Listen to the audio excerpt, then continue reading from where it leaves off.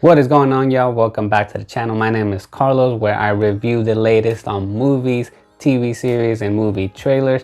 We're here back again, and I'm here reviewing The Queen's Gambit. Before we get into the video, if you are new, consider subscribing, show your support, hit that like button, turn your post notifications on so that way you don't miss none of my videos. Every video is a chance for us to chop it up, to talk about the latest, about your favorite shows. Maybe we share the similar interest in shows and movies and trailers. Let's talk it up. So The Queen's Gambit, I'm a little bit late on this one because I was debating if I should even watch this show. The Queen's Gambit is a series on Netflix, and this is why I took kind of long to make this video because I wasn't sure if I should watch it. I mean, I was debating. I looked at it, I was like, okay, a white girl learns to play chess and she becomes really good, to the point that she's a world champion or whatever. She makes it big. Did it sound interesting? No, honestly it didn't, but I was like, okay, you know what? It's trending.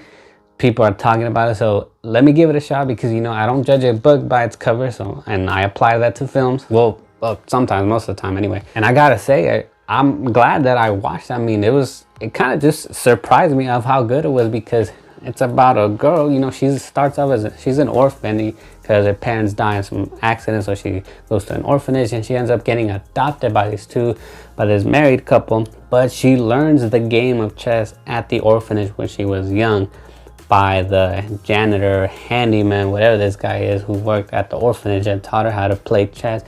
And she realized that she has a real skill for that. The main character's name is Beth Harmon, played by Anya Taylor Joy. I don't know if it's Anya or Anya, but the point is that she is great. I mean, the last movie I remember her from was Split. So when I seen this, I was like, hey, wait, I remember her. And she really just pretty much carries this whole show. I mean, her performance is just amazing. She pulls it off. I mean, she can play everything from that young teenager when she first got adopted. She was around like 13, 14 years of age, and she played it all the way through to when she was a young adult, when she makes it, to the big time. I mean, I think they did a good job in making her look, just using her actual appearance to make her from a young teenager, a young girl, all the way to a young adult. I mean, the way they did it, and she just has the perfect complexion to pull this off. Not just her appearance, but her acting as well. She's able to play like this quiet, troubled young girl who's she wants to really just explode with her love for chess. I mean, she wants to develop, she wants to improve. She's reading all these books. Nobody really seems to care. Everyone says, what are you doing playing chess? You're a girl, And we just see that perseverance, that drive, that fire that's in her to just really make it to the big tournaments, to just really put her talent out there because she believes in herself. She believes that she's good enough, and she actually does. She starts going into these tournaments, and then once her mom, her adoptive mother, starts finding out that she's really good, she starts to take advantage of that talent because her adoptive mother starts finding out that from these tournaments she wins prize money for first or second, third place, but she's obviously killing it, winning first.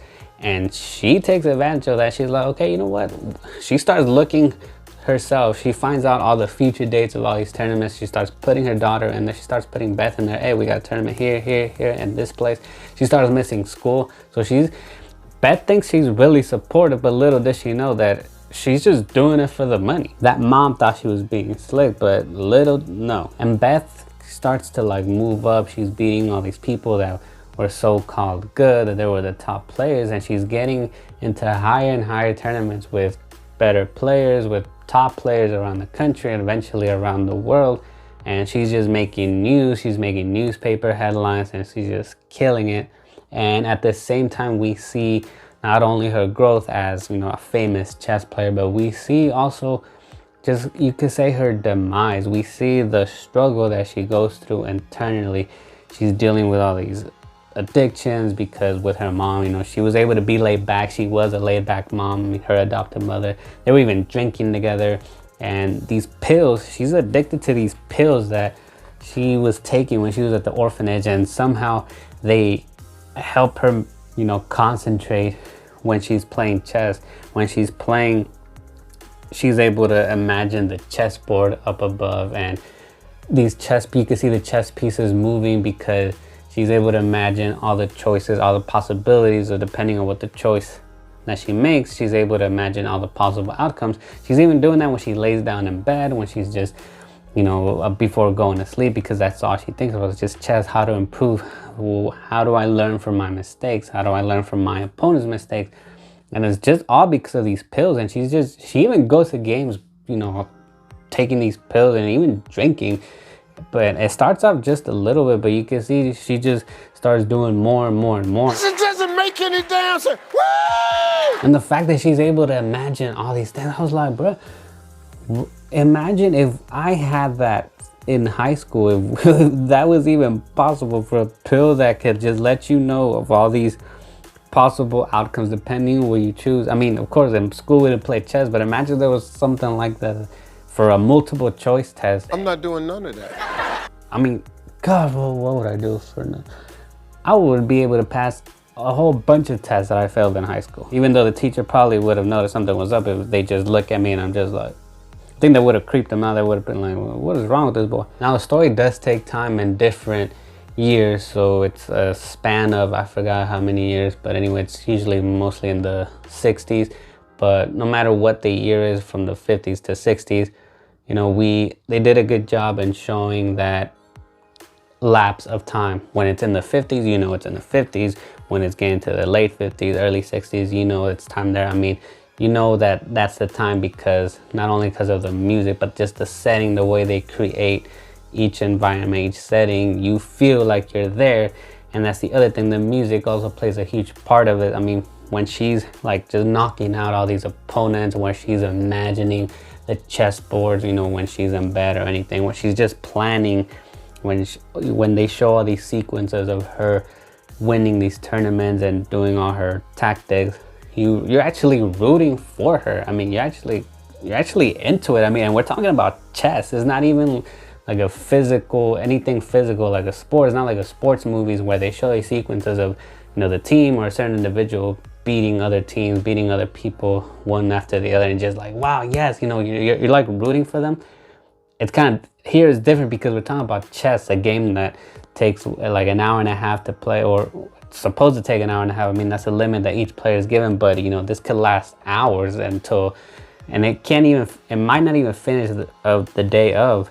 It might go on till like the next days, and we're talking about a game that could take forever, could take from an hour to the next day, and they make it seem so intense. They make it seem like if it was like an actual sport, and you're rooting for Beth. And then since she's making it to the top, she's beating all these people, when she actually loses, you feel it. I mean, you feel that loss right here. First time that she took an L, she was so pissed. She was like, how did I let that happen? She was walking back and forth. I could relate to that, because I mean, not only do I hate losing, but if I'm on a roll, if I'm on a streak and I end up losing, a lot of people like to think of that as like, you know, as they're such a big failure, as if they're not perfect enough. But she learns that, you know, that loss was kind of necessary, and that's necessary in anything. But when she takes that first loss, you really feel it. She's so pissed, and just that match where she does lose, I was just like, whoa, I can't believe she lost. I was just as shocked as she was. So not only is she dealing with losses from the game that she plays, but she's dealing with also losses in her life. I mean, she ends up losing the person who taught her, that person that got her into this in the first place. Her mentor, the janitor, ends up dying, passing away, and that really hits her hard, because, you know, it's the first person that actually taught her something, that really believed in her, that taught her something. Because of him, she's who she became. And she's dealing with all these confusions back at home, you know, dealing with her family problems, because in the beginning, she's told her adoptive mom is telling her, no, it was your father's idea to adopt you. But then later on, her dad is like, no, it was your mom's idea. And that's the other thing, is like, her dad tells her, yeah, you know what? We adopted you because your mom talks too much. Like, that's the reason why I even bought her that piano, because she talks too damn much. Shut up! So it's like, okay, so I guess she kept talking, so therefore, you know what, he was like, yeah, let's get a kid, maybe that'll shut her up, apparently. What? Bro, what are you talking about, man? So ladies, now you know, if your man gives you a musical instrument, or just says, hey, I want to have a baby because it's never the guy that says I want to have a baby. You're probably talking too much. Did the light bulb just go on, did you? That being said, The Queen's Gambit, I'm glad that I saw it. I enjoyed every single episode of this story. It's a great time. I think it's a great series. I highly recommend for people to watch it. It's a great coming of age story. I like the music, I like the setting, I like all the characters, but Anya Taylor Joy just carries this whole thing. But everybody, all the supporting characters are great. So The Queen's Gambit, if you've seen it, what did you think about it? Go ahead and let me know. Let's talk about it. Let me know in the comments below. What did you like? Did you like her performance? Did you like also somebody else's performance of the supporting characters? Do you think they could have done better? Do you play chess? I mean, I don't even play chess, but I was into this thing, even though I know nothing about chess. But go ahead and let me know, and don't forget to like, show your support, hit that subscribe button, turn post notifications on, and that is all for today, and we'll see you all next time.